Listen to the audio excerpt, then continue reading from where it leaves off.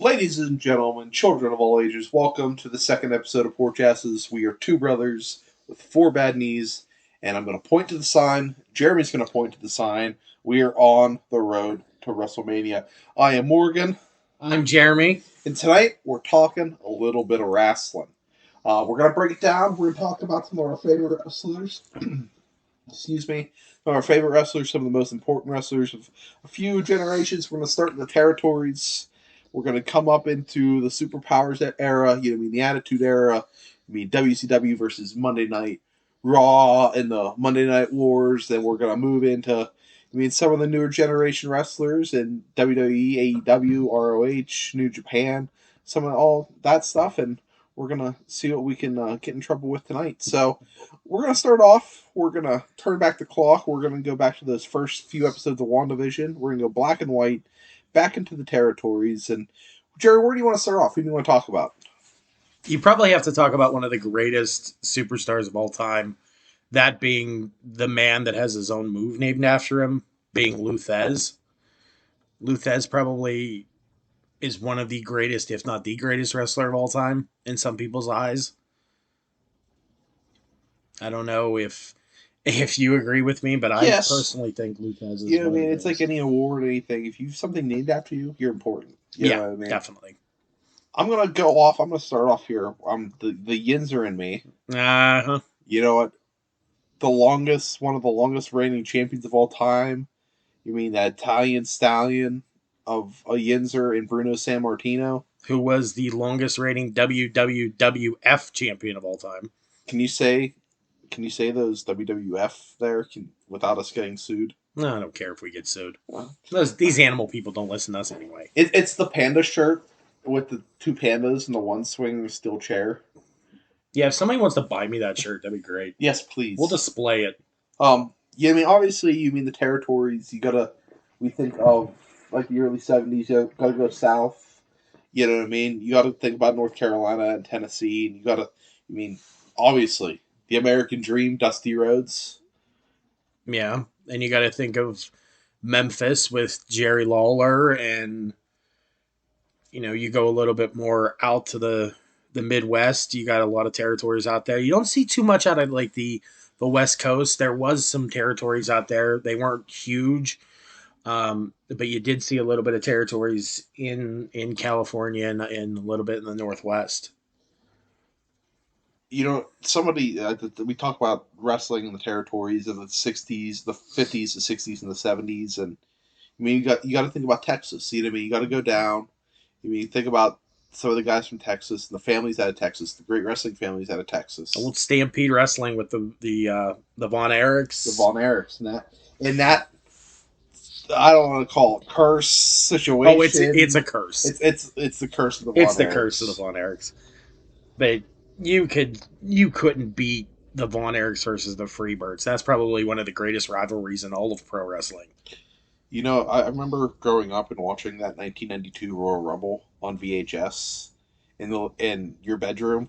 Oh yeah. And was it Carrie? Yeah, it was yeah. Carrie Von Erich was the Texas Tornado. Yeah, the Texas Tornado. And I had no idea who he was. And like, what was it? Like a month or two after that WrestleMania, he dies. Yeah, I believe he committed suicide. He was one of them that committed suicide. Yeah, that's a Dark Side of the Ring episode. There is a Dark Side of the Ring episode for that. If you have not watched it, go watch it. It's probably one of the best. I'm going to throw this out the wall. And this is a little bit of territories into the 80s.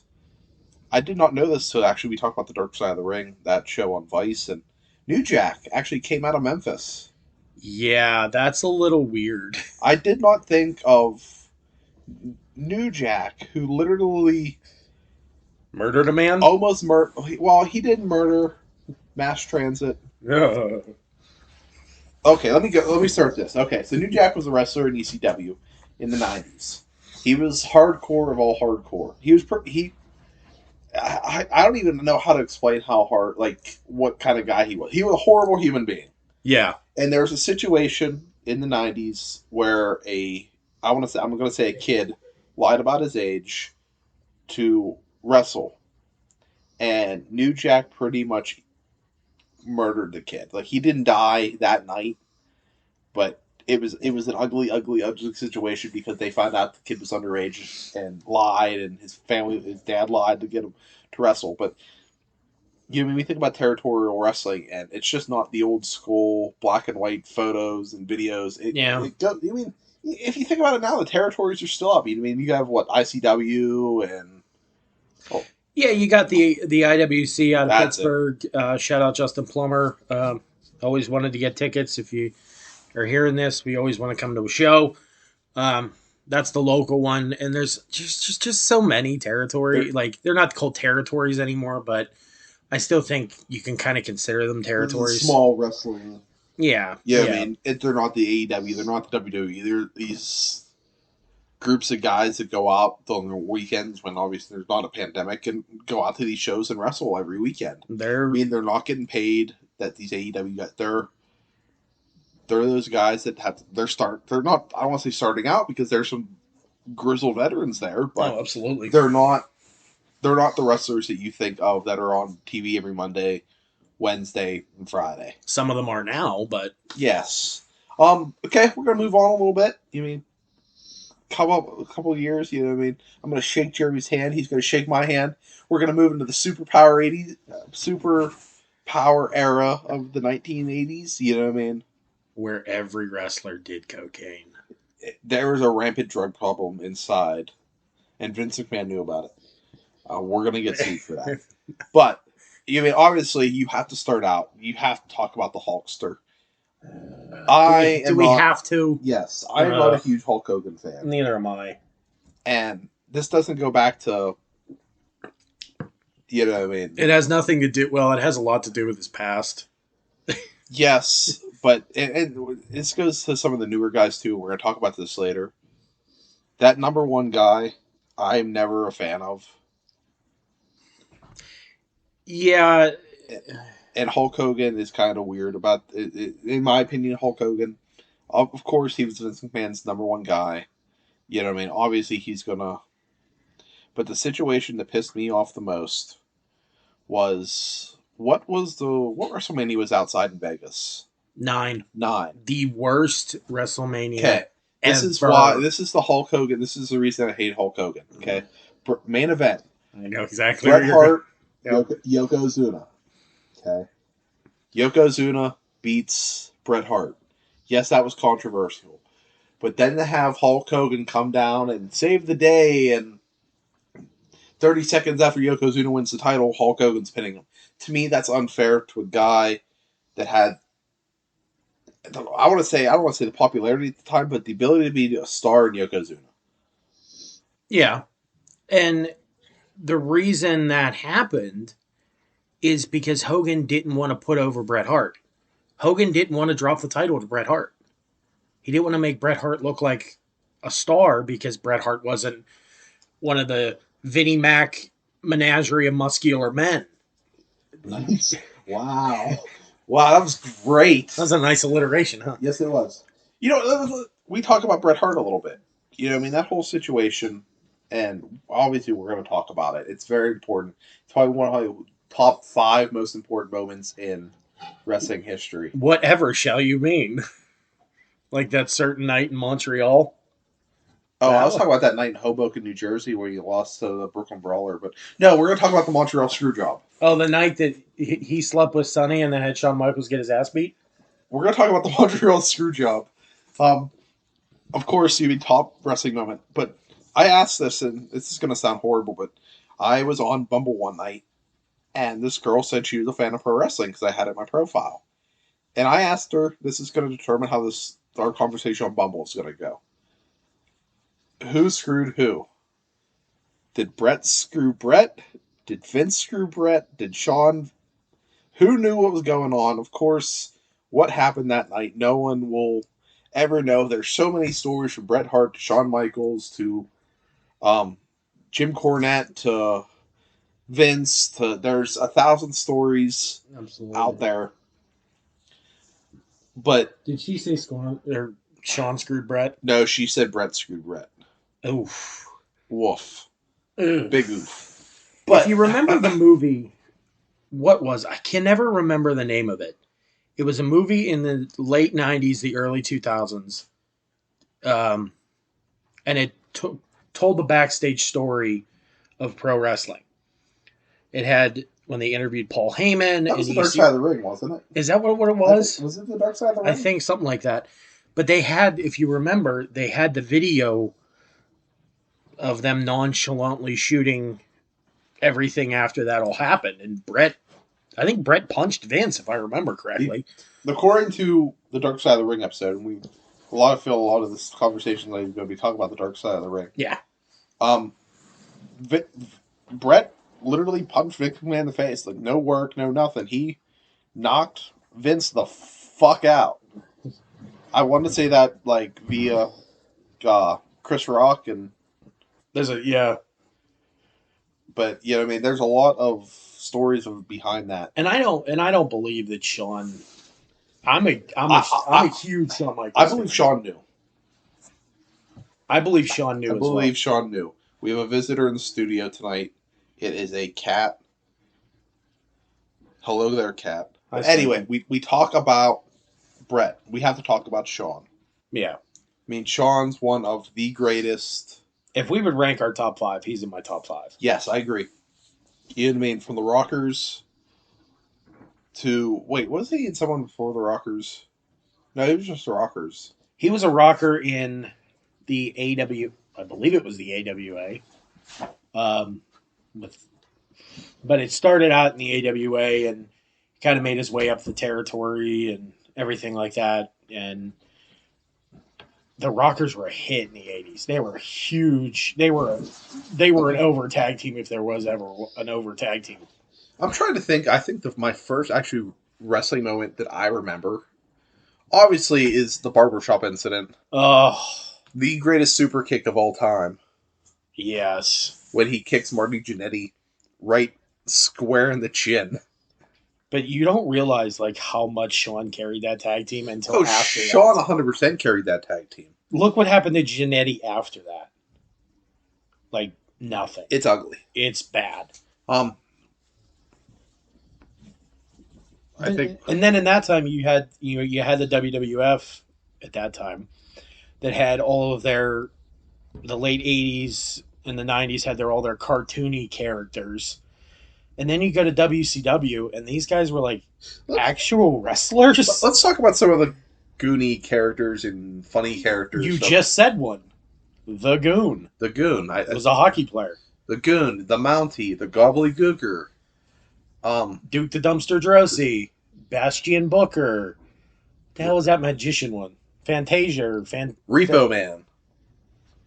What a fall from grace from Demolition to Repo Man. Here's what we're going to do. I'm going to bring it up on my phone. We're going to go through the 1992 Royal Rumble. And for anyone who doesn't know this, we watched this as a kid, both his kids, and we watched it religiously. We probably broke the VHS tape. And for you kids that don't know, a VHS tape is what a DVD is now. And we would go through and watch it religiously. There was one time at one point we counted how many guys are still alive. Okay. Which is not many. We're going to go down the list, 92 Royal Rumble, because to me that's our favorite growing up. That's the greatest Royal Rumble ever. Don't even argue with me. Obviously, you have Ted DiBiase.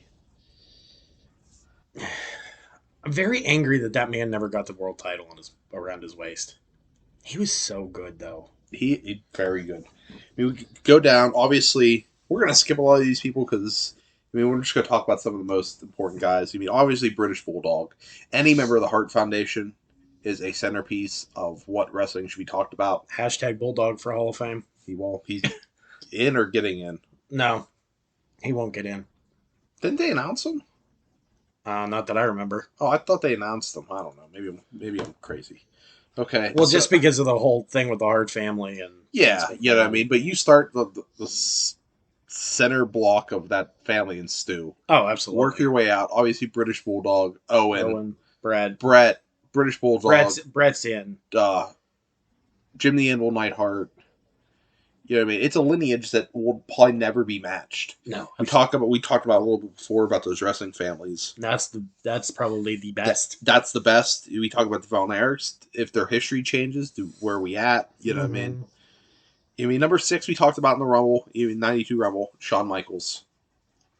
We skipped the GOAT. Damn it, we skipped. I wanted to see how quick we could get past it. We skipped the GOAT. Fine. At number 3, Jeremy's favorite wrestler of all time. The Nature Boy. Woo!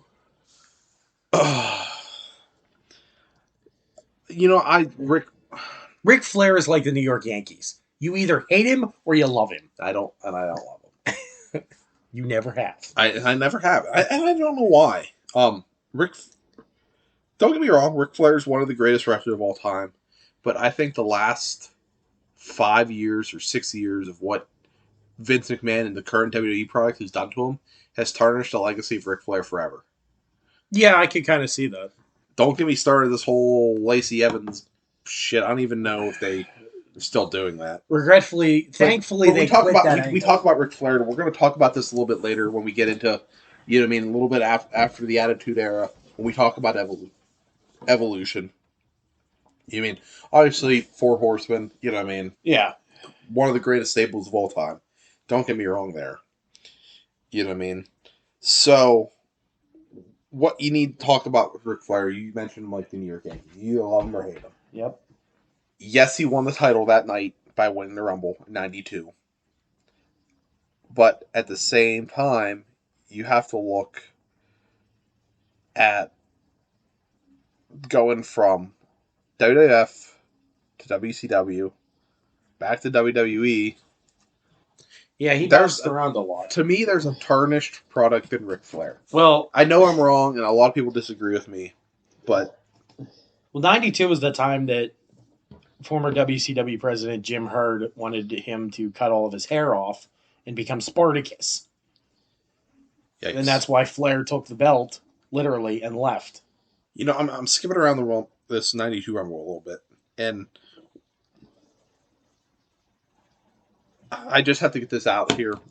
Number 19, Jimmy Snuka killed a lady, so we're skipping over him.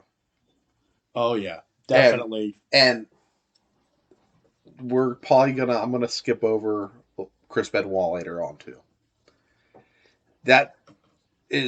There's too much bad history for us to talk about it. I mean, obviously there's murder and suicide. And I know the people that still have the network will say that Benoit's not mentioned as much on the network.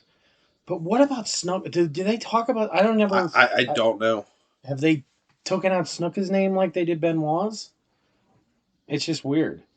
It's a double standard, I think. I mean, we talk about the Superpowers era, so you got to talk... Obviously, we have to talk about the Ultimate Warrior. We talked about tarnished histories. Ain't that a tarnished history? There's a very tarnished history of the Ultimate Warrior. Obviously, very important to the era. Later in... let's not go there. It got ugly for him. Yeah. That WCW run, though, in the late 90s. I wasn't even talking about the WCW run. I'm talking about... You're talking about after WrestleMania? After wrestling. Oh, yeah. Yeah, it was ugly. And, of course, he came back in the whole Hall of Fame thing, and the Ultimate Warrior statue, and then him dying the night after Raw after WrestleMania. That was an awkward night. Yeah, it was very, very... I don't want to say staged. But it felt like that. I put my tinfoil hat on for a second. It felt like it. It did feel like it. Like his death was a work. Did you ever read his comic book? No, and I don't want to. Oh, God, it's terrible. Another superpower, obviously, we have to talk about is the Macho Man. Bonesaw. Bonesaw is ready. Slim Jim. Slim Jim. So, obviously, Macho Man Randy Savage. I mean, to me, I think you look at a guy in between his WWF career and WCW career, to me, is one of the most untarnished guys. Then you look at his stuff at Impact. It wasn't pretty. Of course, a lot of these older guys, they don't know when to hang it up. No. I mean, you saw that Macho Man Randy Savage in Impact. You saw it with Scott Steiner. You saw it... Ric Flair. You see it with Ric Flair now. Ric Flair. There is no reason Ric Flair should be on television right now. Ric Flair lost the WrestleMania to Shawn Michaels. That should have been it. And he left, and then like 3 weeks later, he shows up on Impact. Like the super kick. Was that in Arizona? That WrestleMania? No, I forget what that one. But you mean Shawn Michaels? Florida. I think Shawn it was Michaels Ric Flair, the super kick to end it all. Yeah, I mean the Shawn Michaels mouthing "I'm sorry." I love you. Yes, the tears running down my face, the tear running down Jeremy's face, and it's just it should have been it for Ric Flair. Yeah. The man should have rode off into the sunset. That would have been enough. Yes. For crying out loud, No. the guy's a 16-time world champion. That should have been it right there. Done. Do you want to move on a little bit? Yeah. We're talking a little too much about that 92 Royal Rumble. Sorry, we're addicted. Yeah. Let's see. We go on from Superpower era. We're going to go to the Monday Night Wars / Attitude Era / Would this be considered the dawn of the greatest era of wrestling? Oh, the Attitude Era and the Monday Night Wars is the greatest era of wrestling. Nothing will ever beat that. That's the only time. Now with wrestling, I watch it. I mean, I don't rush home from work so I can turn on USA or turn on Monday Night Raw. Nobody has done that in probably 20 years. I remember growing up as a kid, Monday nights during the summer, we would wrestle down in White's backyard. Yes, we were backyard wrestlers at one point. Thank you, Floyd, for breaking my nose. Thank you, Morgan, for busting my jaw open with a trash can. Okay, listen. I was like 14, and I was told to go hit Jeremy with the trash can. Sure. I didn't know he didn't want the open end of the trash can hitting him in the face. I didn't know I was supposed to hit him with the close end. But anyway, we would rush home during the summer after doing stuff outside all day. We'd sit down, we'd watch Monday Night Raw. We'd watch WCW Nitro. We'd flip back and forth. Yes. I'm the guy who took a sign to a house show in State College for WWF or WWE at the time, I'm not sure. It said, I only watch Nitro. Yeah. I did it. That is the greatest. When the biggest ratings fight wasn't over the soaps, it wasn't over news, it wasn't over anything like football or it was over 2 professional wrestling shows. 2 staged acting jobs. I don't want to say acting jobs or Randy Orton's going to find me and kill me, but they're scripted to the most point. Yeah. In the 90s. You know what I mean? You're going to start off, who's the greatest Attitude Era guy? And that would be Stone Cold Steve Austin. Yes. You're either an Austin guy or a Rock guy. I'm an Austin guy. Just because I like using my middle finger a lot. I'm on the fence. You're a Rock guy. I'm more of a Rock guy because of his personality and the way he cut promos. But I love the way Austin worked in the ring. Austin's ring work, hands down, is probably one of the best I've ever seen. Yes. You mean I'm throwing a middle finger, saying fuck every other word. True. Cracking open a beer kind of guy. And that's I hate to say that's what I grew up on, but that's what I grew up on. Yeah. Watching Stone Cold Steve Austin. And then on the other side, you have Dwayne The Rock Johnson. And we're not talking Dwayne now, big actor, probably one of the most famous guys in the world. We're talking just changed over from Rocky Maivia to The Rock. I now have flashbacks of that haircut that he had at Survivor like Series. the flat top. Whole body. Oh yeah, it was bad. But you have to talk about that rivalry. You know what I mean? And then you have to, after that rivalry, you have to go in and throw probably one of the most famous incidents during the Monday Night Wars. Mick Foley as Mankind winning the title as the guy on WCW Nitro. It's literally telling you, hey, Mick Foley won the title. Come watch Nitro. Yeah. That was the turning point of the Monday Night Wars. Exactly. Actually, shit, Jeremy, we forgot about. What? We talk about the Superpower era, and we're going into the Attitude Era. We didn't even talk about The Undertaker. Because most people don't. Because when you think about The Undertaker, a lot of people just consider The Undertaker more like we're getting to him in the Attitude Era. Because when you think of it, when people see The Undertaker, they see the Attitude Era Undertaker. Nobody remembers him walking out with Brother Love at Survivor Series. No. You know what's sad, though? And destroying Jimmy Snuka. My favorite, I think this is going to sound weird, but and this goes back to another wrestler we talked about before. I think one of my favorite eras of The Undertaker is when he had the mask on when Yokozuna Sat on his face. No, Mabel did. I thought it was Yokozuna. No, Mabel broke Oh, his... Mabel broke his oral wound. Yeah, with a leg drop. But anyway, that scared me as a child. It was like Phantom of the Opera. Yeah, Yeah. maybe that's why I liked it so much. Yeah. Me and my love for musicals. So, obviously, we're going to get into the streak. You know what I mean? Obviously, that's very important, and we'll talk about it ending here in a little bit. But who are some of the other guys from the Attitude Era? Obviously, you have to talk about the Generation X. I'm sorry for interrupting. No, you're right, because that's where I was going to go next, was DX. Ask any child born from 1980 to 1995 what the word "suck it" means to them. Oh, yeah. What are they gonna do? They're gonna crotch chop their crotch in an X. You know what I mean? I'm 37 years old. I still do it to people. Yes, you do. Obviously, and one member of DX I want to talk about that I don't think gets the respect that she deserves. Tori. No. Oh. It's the eighth wonder of the world, China. Yeah. You know she does. She doesn't get the until a few years ago when Vince put her in the Hall of Fame, and after her untimely death, she did not get the respect. She laid the groundwork of what women's wrestling is. Oh, now. Absolutely. People don't think of China as a diva. They think her as a wrestler. She kicked Jeff Jarrett's ass, which... Well, that's not hard to do. Yeah, I was going to say that's not hard to do. But you think of China. You don't think of the 90s and 2000s divas and the pink belts. I think of China winning the Intercontinental title. Absolutely.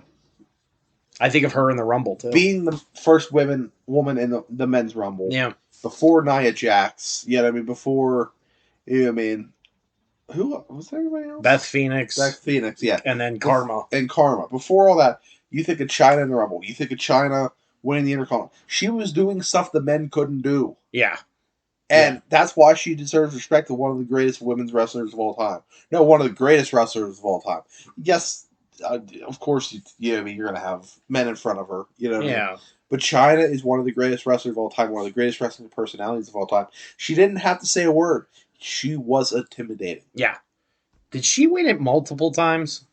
Or did she just win it once? Part of me thinks that she won it twice. And I think it was both off of Jarrett. We have a wonderful thing here called the internet. Yeah, I know. Give me a minute. I'm looking it up. But going back to the point of DX, DX was what every kid wanted to be. Was the fuck establishment group. I'm going to do whatever I want, and you're just going to have to deal with it. I'm still like that now. Yeah, and that's true, too. Fuck establishment. But DX started out so small. It was Shawn and Hunter and China and Rick Rude. Rick Rude was that. No, that's one that we... Yeah, Rick Rude was probably... So there is a Twitter account of just Rick Rude selling wrestling moves. And it's the greatest Twitter account right now. Oh, man. Rick Rude came up with the best... She won the Intercontinental twice. Okay, that's what I thought. Yes. And then once DX started with just those four, and then came the Outlaws, which was probably... Oh, you didn't know? One of the greatest tag teams of all time. Yes, I agree. Yeah, I mean, of course, you got to look what... You think of greatest tag teams of all time, you got to look what they're doing today, too. You know what I mean? Obviously, Road Dogg is one of the bookers, I guess, and talent guys for WWE. Billy Gunn's in AEW. Putting people over. Yes. And see, that's what older guys need to do, and some of them don't. You got to put younger guys. I could probably rattle off a couple of guys on both hands. Yes. You mean, obviously, we talk about DX. You got to talk about, you know what I mean, the Attitude Era. You mean the corporate ministry, Taker, Vince. You know what I mean? Vince ripping off the robe. It was me, Austin. It was me the whole time. Son of a bitch. Yes. We talk about The Rock. I personally was never a huge fan of the corporate ministry. I wasn't either. That whole kidnapping Stephanie storyline, and when they handcuffed Taker to the symbol and hung him from the rafters. You got to talk about corporate ministry. You talk about the Nation of Domination, which is kind of the precursor to today's Hurt Business. Yeah, pretty much. But I mean, you got to talk about guys like D'Lo Brown, who weren't, and Ron Simmons and was Kamala. Kamal. Or, yeah. You got to talk about these. Mark Henry. Yeah, I don't want to say. You got to talk about these guys that weren't the big names, but they went out and you knew who they were. They were famous, and Yeah. you got to watch what these guys did in the '90s. It was important to wrestling. It was. Because at that time, like, you had the time frame where, in the 80s, Ron Simmons won the WCW title, and that was a huge deal for a African American to win the world title in a wrestling company. That was like a big deal, Especially in a southern, especially, yeah, exactly, in a a southern wrestling based company. Yeah, wrestling company. Um, well, we're gonna move on a little bit. We're gonna move towards the Attitude Era, past the Attitude Era into. We're gonna actually go. Let's talk about ECW a little bit. that was our ticket right there. That was our ticket. I remember staying up to like 2 a.m. Yep, My bedroom, because I had the cable in my bedroom. public access. Public access TV, blurry as all fuck. Yep, Watching ECW. Guys like Tommy Dreamer. Guys like Sabu and Taz. Van Dam. Jericho, which we're going to talk about here in a little bit.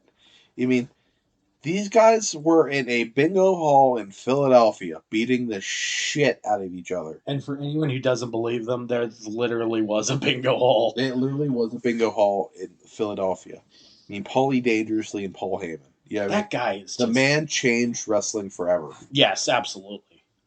It wasn't these coked out, steroided out, muscular guys from the 80s and 90s.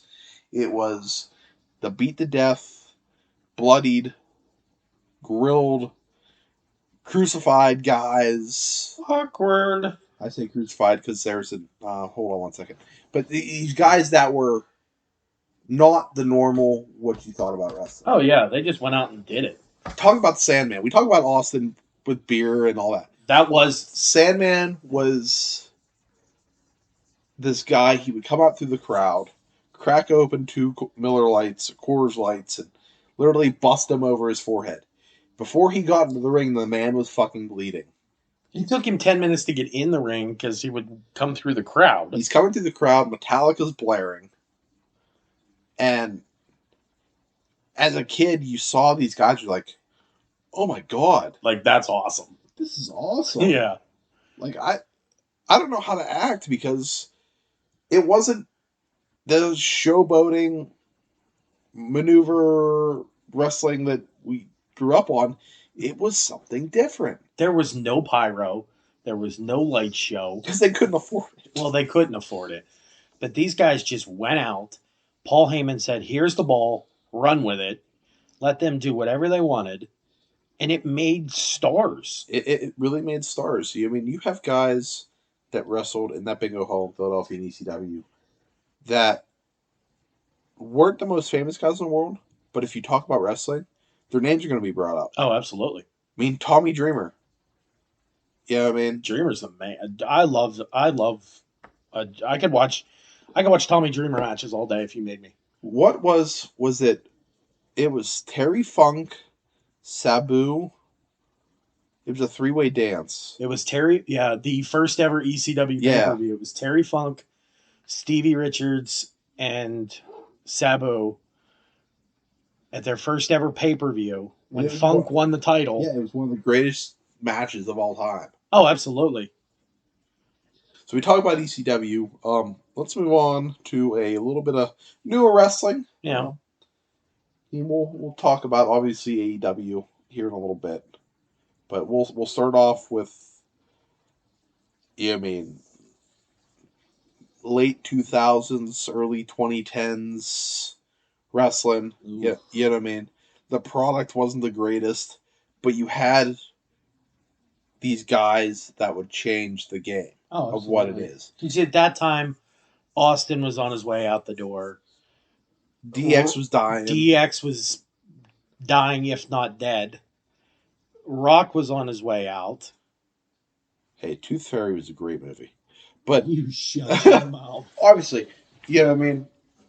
But then at that time, you had this guy coming in by the name of John Cena. You know what? Here's the thing. I was gonna look you straight in the eyes and go ruthless aggression That night when he fought Angle. when he fought Angle on his opening night, Yep. and Oh my that god. changed the future of WWE. Close your eyes. You can now see John Cena's haircut from that night. It was like a little like fade. Yeah, it was a fade and a mohawk at the Yeah. same time. It was weird. You know what I mean? John Cena.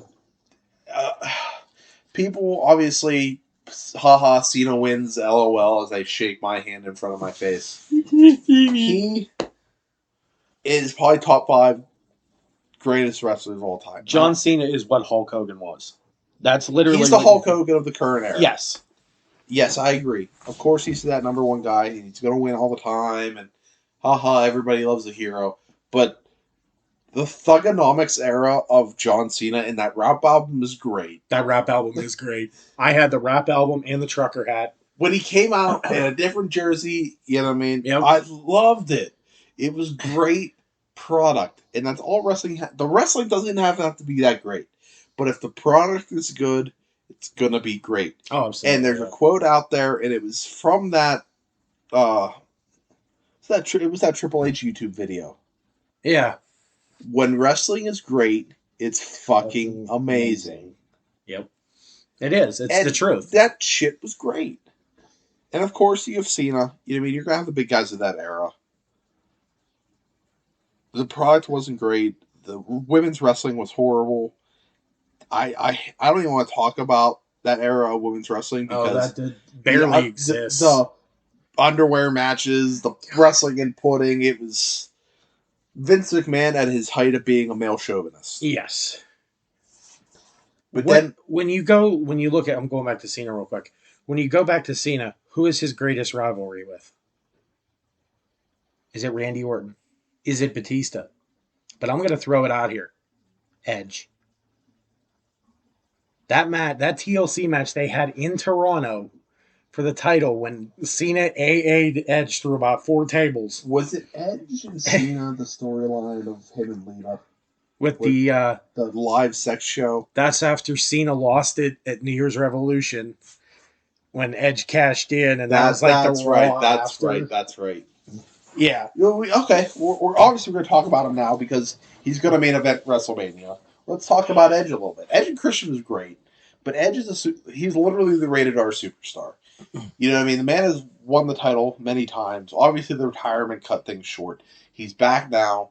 To me, he's better now. The product he's putting out in wrestling is better now.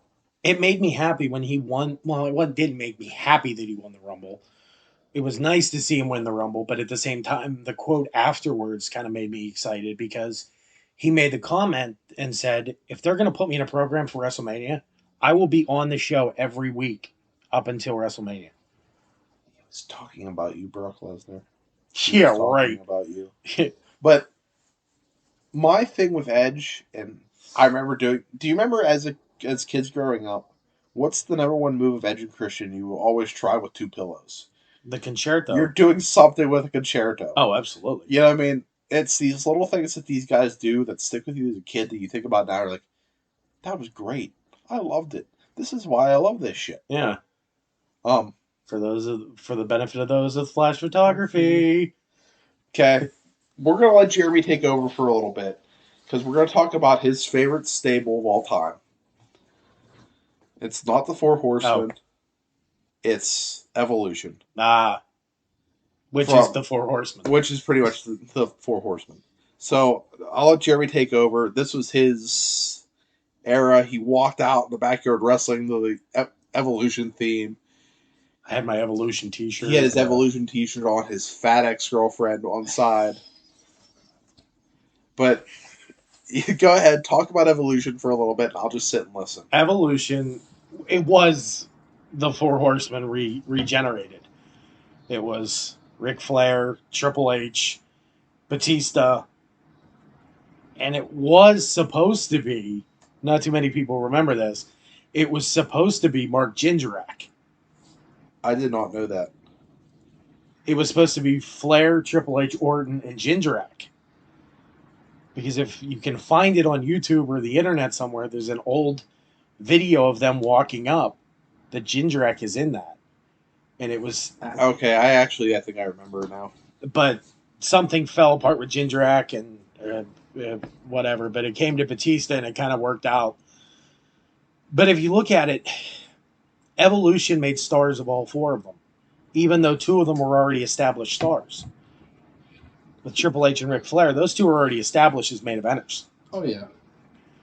But with Randy Orton and Batista, with Randy Orton being a third generation superstar, with his dad Cowboy Bob Orton and Bob Orton Sr., um, you didn't think, oh, this kid's just gonna, go by on his lineage. That kid worked his ass off. He worked his ass off. Yes, I have issues with Randy Orton. The guy has no personality. No, and he's very. I don't know. Did you see he got in a fight with Soldier Boy on Twitter? Because Soldier Boy called wrestling fake because there's rap game is faker than WWF or something like WWE or something like that. It was just shit show on Twitter a few days ago. But you know what that's going to lead to now, right? The Baby and Soldier Boy. No, Def Jam Vendetta 2 for the PS5. Yes. So you talk about Evolution. Of course, the famous moment of Evolution is Randy Orton winning the title on top of Batista's shoulders, and the thumbs go down. Can we talk about Triple H's Fu Manchu? Ugh.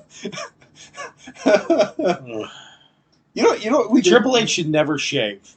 You know what we didn't talk about? The Croc. We talked about DX before. When they made fun of the Nation. And Triple H is out in blackface. And do you remember how bad that was? It was amazing, but like really scary at the same time. Yes, it was very bad. We talk about legacy wrestlers, and this is where I'm gonna take the exit off the highway. Okay, talk about legacy wrestlers. We talked about Dusty Rhodes a little bit before.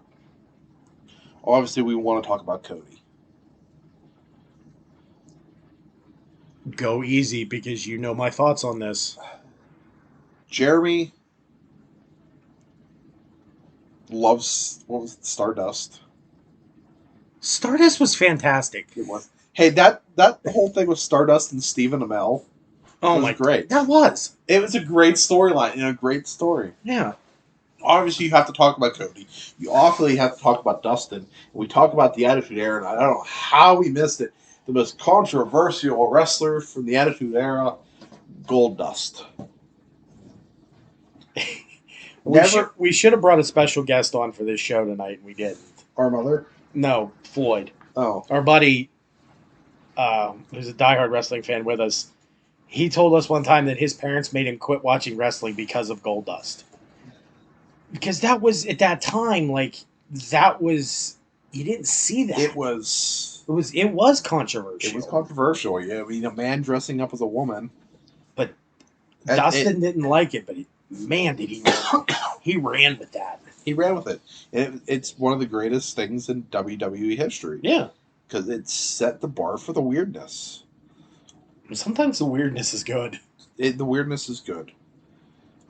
We talk about early 2000s. We're going to obviously talk about more with AEW here in a little bit. We want to talk about Y2J, Chris Jericho.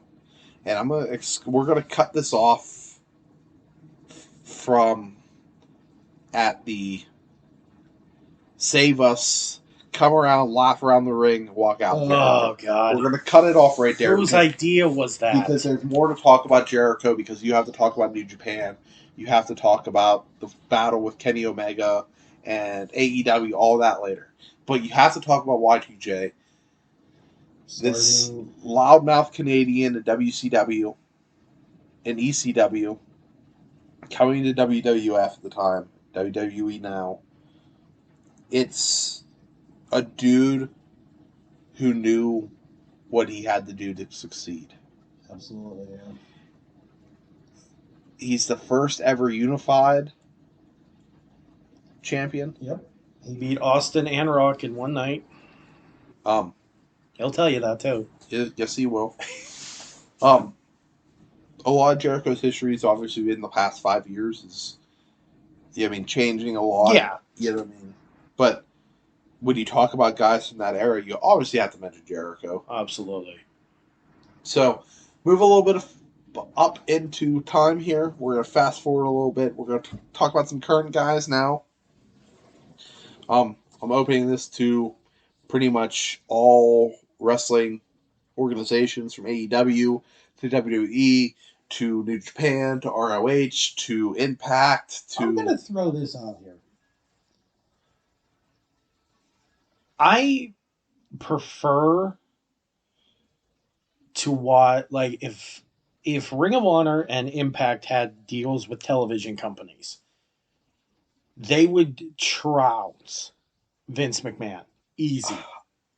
I don't know about that, and I will openly say I'm not the most well versed guy in current ROH and Impact.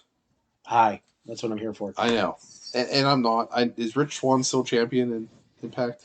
Christ, regretfully. Oh God. Okay. So we talk about guys like that. Yeah, I mean, obviously we have to talk about. I want to start off with WWE. Yeah. And this is going a little bit of AEW. Mm-hmm. The night that changed the world. The night the Shield showed up. Oh yeah. Actually, before we talk about the Shield, we're going to talk about a very controversial person in wrestling. We talk about a lot of controversy tonight. We both have mics in our hands. One of the greatest guys on the mic, one of the greatest wrestlers of all time. Yes, his exit from a company is controversial, and I know Jeremy doesn't want to talk about him a lot. Honestly, we have to talk about CM Punk. No, he's never showing back up in a WWE ring. Yes, he showed up on Fox one night on that show that Renee Young was hosting and Paige was on. Yeah. Yes, he showed up on that. He's never showing up in a WWE ring ever again. He's not showing up on AEW. He's not going to show up, even though he's training with Stephen Amell for some reason. He's not showing up on these places. Because Impact doesn't have enough money to pay him. Ring of Honor doesn't have. I don't think he wants to wrestle. I don't think he does either. I mean, of course, you got to talk about the pipe bomb and High Colt Cabana, and that night, the infamous night that he won the title with John Cena. Was that Money in the Bank? 2011 in Chicago. And he won it, and he kissed Vince while he was walking out of the arena. One of the greatest things ever. But the way he exited the company, I 100% agree. Oh, absolutely. Why he exited the company like he did. Yeah. But does it tarnish the past and record of CM Punk? In my opinion, yes. No. To me, it does. I agree with him 100%. Why? I agree with him too. Why he left? Yeah. But I do believe it tarnishes. Until you get a Vince McMahon and Bret Hart reunion tour like it happened a few years ago, and a Bret Hart and Vince McMahon, or a CM Punk and a Vince McMahon reunion tour, which you're never going to get until Vince McMahon is dead. You're never going to get it. It'll be like Walt Disney being cryogenically frozen. Probably. You're never going to see Vince or CM Punk inside a WWE ring at all. I don't think he's showing up in AEW either. But we move on to CM Punk. We talk about the Shield. You know what I mean? Seth Rollins, Roman Reigns, Dean Ambrose. We're going to go a little bit through each of them. You know what I mean? We're coming up on 50 minutes on the podcast, so I don't want to keep us too long here. We figured this was going to be a long one. This was going to be a long one, I know. Obviously, Seth Rollins, you know what I mean? Winning via Money in the Bank at WrestleMania over Brock Lesnar, and he's waving the title belt over his head as the power is going on. One of the greatest WrestleMania moments of all time. Yes, I agree. Roman Reigns. I think Roman Reigns right now is the greatest wrestler currently in wrestling. Period. That's over everything. The product he's putting on right now. That heel character. Yes, SmackDown is bad, but that heel Roman Reigns is going on right now with Paul Heyman. And I agree with Paul Heyman. It's probably all Paul Heyman, but it's currently the best thing going on right now. And we've been wanting that for how many fucking years? Yes. At least 5. Talk about Dean Ambrose a little bit. Obviously, Jon Moxley, Dean Ambrose, the same person. Yes. Of course, what he's doing now in AEW and New Japan is better than anything he ever did since Titty Master. Oh, yeah. In Cincinnati. Yes, the man went by Titty Master.